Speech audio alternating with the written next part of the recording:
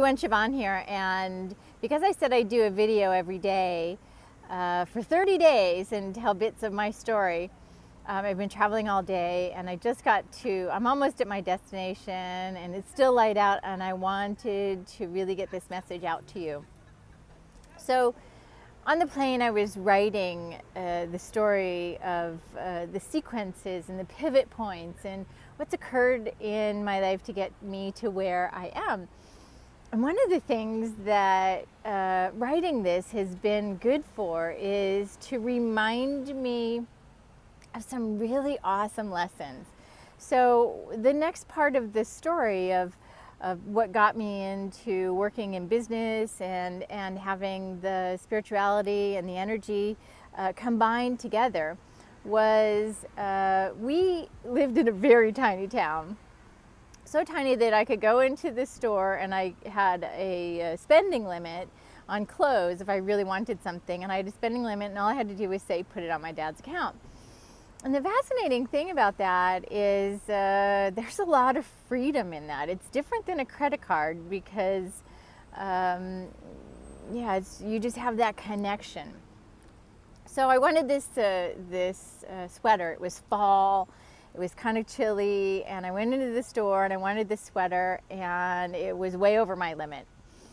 And I went home, I raced home and asked my parents if I could have it, and they both said, no, absolutely not. And they said I could have it if I earned it. Now, I wasn't given an allowance. So the fascinating thing for me was I was now going to have to figure out what I was going to do in order to buy this sweater. Yeah, I'd been babysitting. Yeah, I'd had a lemonade stand when I was a little tiny girl. But none of those were really like sustainable and ongoing. So the fascinating thing, my dad said to me, he must have inspired me somehow because dang, I was so freaking shy. And he said, just use the lawnmower. And I thought, wow, that's really interesting.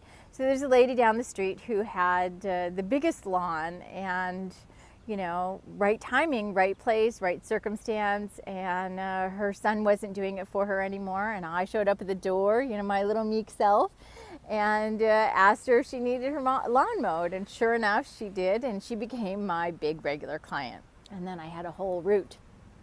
So I had to, one, get out of myself and figure out how I was going to get the income. Two, I wanted a faster track to get the income and get the sweater. I was so into the sweater.